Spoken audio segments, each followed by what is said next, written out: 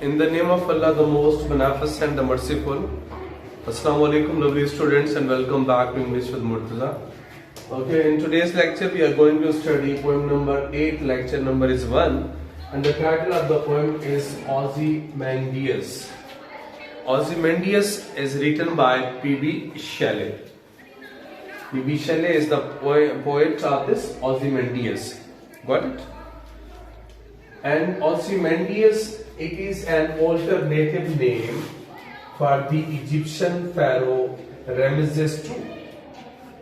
जो Ozymandias है ये ऑल्टरनेटिव नेम है, मुतबादिल नेम के तौर पर यूज होता है। इसके लिए जो मिस्री बादशाह था Ramesses II, फेरो का मतलब किंग होता है, बादशाह होता है, ठीक है।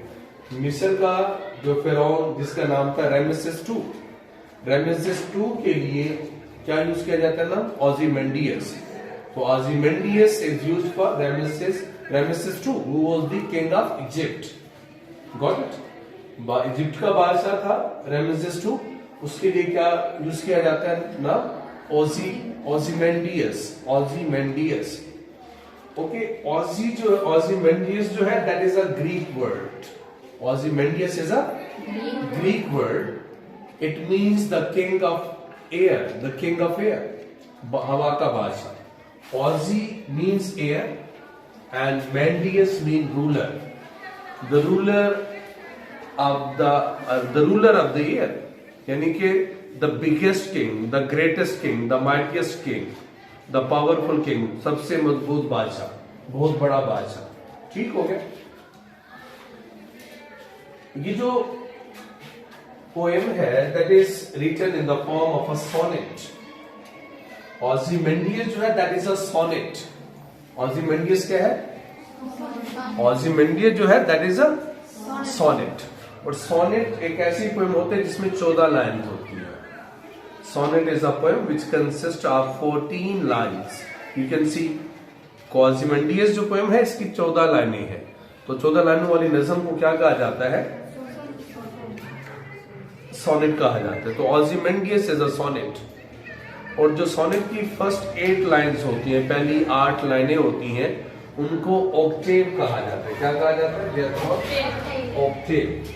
The first 8 lines of sonnet are called octave. जो लास्ट 6 लाइन्स होती हैं, they are called sestet. The sonnet is a poem of 14 lines. The first 8 lines form octave and the last 6 lines form sestet. Is it clear? Okay. If you look at the literary devices used in this poem, तो इसमें assonance है, assonance क्या है? Assonance क्या होता है? It is a repetition of vowel sound. ठीक है? Assonance जो है that is a repetition of vowel sound in the same line. एक ही लाइन में vowel sound की repetition होती है। अगर आप इस पोएम में देखें तो इसमें है tell that its sculptor well those passions read. Tell that its sculptor well those passions read. इसमें well और read का वर्ड यूज हुए हैं। ठीक है? अब well में देखें ये vowel sound है, e is a vowel. Red में E is a vowel. So there is a repetition of vowel sound. Assonance is a figure of speech in which there is a repetition of vowel sound in the same line. कि एक ही line के अंदर vowels repeat होते हैं। जैसे tell that its sculptor well those passions read. तो that is a one line, same line, एक ही line है। तो इस लाइन के अंदर किसका यूज हुआ है? repetition हुआ है vowel का। तो E well and ret, ठीक है। I'm just telling you important points. We will have a in detail discussion tomorrow about this. Okay, next is alliteration भी use हुआ है इसमें। We will just speak the next use of that is alliteration. Alliteration क्या होता है? That is the repetition also. वहाँ vowel sound का repetition होता है, यहाँ consonant sound का repetition होता है। vowel you know ना A E I O U और consonant A E I O U के अलावा बाकी सारे कॉन्सोनेंट्स कहलाते हैं। तो रेपिटेशन ऑफ कॉन्सोनेंट साउंड, इसमें कॉन्सोनेंट साउंड रिपीट होती है। जैसे यहाँ यूज हुए हैं ये वर्ड्स कॉल कमांड, तो C sound is going to be repeated. Boundless and bare, boundless and bare, ba sound is there. Lone and level, la sound is there. Sand stretch, sa sound is there. इसमें देखें ये consonant repeat हो रहे हैं, ये B L S S. तो alliteration के अंदर there is a repetition of consonant sound and in assonance there is a repetition of vowel sound. Is it clear? अच्छा, इसमें इस पॉइंट के अंदर ऑक्सीमोरोन का भी इस्तेमाल हुआ है। ऑक्सीमोरोन जो है, it is a figure of speech in which apparently contradictory words are used in order to produce special effect। हमने पहले जब फर्स्ट पोएम की थी, मैंने I have told you it's a sweet noise to hear, इसमें जो sweet noise था that was the example of oxymoron. इस पोएम के अंदर क्लोजल रेक्ट जो है that is an example of oxymoron. Oxymoron में क्या होता है कि आप apparently contradictory words यूज करते हो, अपोजिट वर्ड्स यूज करते हो in order to produce special effect. जैसे हमने कहा था स्वीट नॉइज, अब स्वीट जो है वो सुरीला होता है, नॉइज होता है शोर होता है जो सुरीला नहीं होता, लेकिन शायद इसको इकट्ठा यूज किया होगा तो दैट इज कॉल्ड ऑक्सीमोरोन। इसी तरह क्लोजर का मतलब होता है वेरी बिग, ह्यूज, इनॉर्मस, बहुत बड़ा। रेक्ट का मतलब होता है रिमेन्स, बकिया जात, कोई चीज, कोई बिल्डिंग, कोई इमारत कुछ गिर जाए जो बाकी बच जाए तो उसको रेक्ट कहते हैं। अब यानी कि बहुत बड़ा रेक्ट यानी कि मलबा, बहुत बड़ा मलबा तो नहीं होता, ठीक है। तो क्लोजल और रेक्ट अपोजिट वर्ड्स हैं, they are the opposite words, ठीक है। तो इन दोनों का अपोजिट मीनिंग है, लेकिन शायद ने इकट्ठे यूज किया है, ठीक है। तो ऑक्सीमोरोन का भी इस्तेमाल हुआ है। इसमें आयरनी भी यूज हुई है, आयरनी, ठीक है। आयरनी का यूज हुआ है इसके अंदर। आयरनी क्या होता है? ये तंज होता है, आयरनी ऑफ लाइफ, कि हर बंदे ने मर जाना है, that is N irony of life. अब ये जो बादशाह है ये कहता था कि भाई मैं बहुत बड़ा बादशाह हूं।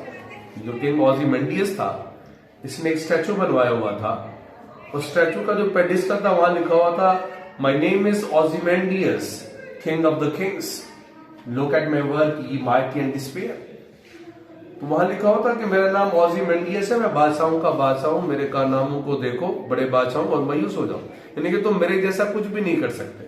तो वो बहुत एरोगेंट था, वो अपनी अचीवमेंट्स पे, अपनी अकम्पलिशमेंट्स पे बड़ा प्राउड था, एरोगेंट था कि मेरे कारनामों को देखो। तो फिर नीचे लिखा हुआ नथिंग बिसाइड रिमेन्स, जो वो कह रहा है कि मेरे कारनामों को देखो, मैं कितना बड़ा बादशाह हूं, मेरे महलात को देखो, मेरी अचीवमेंट्स को देखो, ठीक है। अब वो सब खत्म हो गया है, वक्त के साथ साथ सब खत्म हो गया, बादशाह भी मर गया, उसने एक स्टैचू बनवाया हुआ था, वो भी टूट फूट का शिकार हो गया। अब जिस शहर में वो रहता था, जो पैलेस उसने बनवाया, वो वहां कुछ भी नहीं था, पूरी रेत ही रेत थी हर तरफ, और दरमियान में एक स्टैचू खड़ा हुआ था, वो भी आधा टूटा हुआ था, अपर पार्ट उसका मिसिंग था, दो टांगे खड़ी हुई थी, चेहरा जमीन में दलसा हुआ था, और इर्द गिर्द बिल्कुल बयाबान सहरा था, कुछ भी नहीं बचा हुआ था। तो दैट इज द आयरनी, ये आयरनी है कि वो कहते हैं मेरे कारनामों को देखो, भाई कहां देखे, कुछ है ही नहीं, रेत का डेजर्ट है, तुम्हारा स्टैचू भी टूटा फूटा हुआ, तुम्हारे महलात कहां गए, ठीक है। ये जो पोएम है, इसका जो मैसेज है वो ये है कि nothing remains here for ever, nothing is permanent, everything is immortal, everything ends with the passage of time. So we should not become proud of our achievements because pride hath a fall। कि भाई इंसान आजी है, कोई चीज दुनिया में हमेशा के लिए नहीं, चाहे वो इंसान हो या उसके कारनामे हो या उसका महलात हो या कुछ और हो, हर चीज वक्त के साथ खत्म हो जाती है। तो हमें प्राउड नहीं होना चाहिए, एरोगेंट नहीं बनना चाहिए हमें। तो we will have a detail discussion about this film tomorrow. अभी इसको थोड़ा समझ लेंगे इसमें क्या क्या है। तो आयरनी यूज हुआ है, एग्जांपल क्या है, नथिंग बिसाइड रिमेन्स, अब पीछे कुछ भी नहीं बचा। इसमें इमेजरी का भी यूज हुआ है, फिल्म के अंदर इमेजरी का भी यूज हुआ है। किसका यूज हुआ है? इमेजरी। तो इसमें विजुअल इमेज यूज हुआ है, विजुअल इमेजरी, ठीक है। जब वो अपने स्टैचू के बारे में बता रहा होता है ट्रेवलर, एक स्टैचू था, बहुत बड़ा था, लेकिन उसका अपर पार्ट मिसिंग था, उसकी बड़ी बड़ी टांगे डेजर्ट के अंदर खड़ी हुई थी। फिर वो डेजर्ट के बारे में तो एक इमेज बन जाता है कि स्टैचू ये था, उसका अपर पार्ट ऐसे मिसिंग होगा, उसकी टांगे इतनी बड़ी होंगी, रेत का सहरा, ऑटोमेटिकली डेजर्ट हमारे माइंड में आना शुरू हो जाता है। तो इस पोएम के अंदर जो इमेजरी यूज हुआ है, ठीक है, इमेजरी यूज हुआ है, that is the visual imagery, visual image, sense of site use हुआ है, ठीक है। तो इमेजरी ही होता है ना, it is a figure of speech in which the poet makes the reader feel through senses. ऐसा फिगर ऑफ स्पीच होता है जिसमें जो पोएट होता है, राइटर होता है, वो लोगों को मजबूर करता है कि वो अपनी सेंसेस का इस्तेमाल करें। ठीक हो गया। इस पोएम के अंदर सेंस ऑफ साइट यूज हुआ या विजुअल इमेजरी का भी यूज हुआ है। अच्छा, उसके अलावा इसमें साइनेक्डिकी, इसको क्या पढ़ते हैं, साइनेक्डिकी का भी इस्तेमाल होगा, साइनेक्डिकी। अब साइनेक्डिकी क्या होता है? A part is made to represent the whole. It is a figure of speech in which a part is used to represent the whole.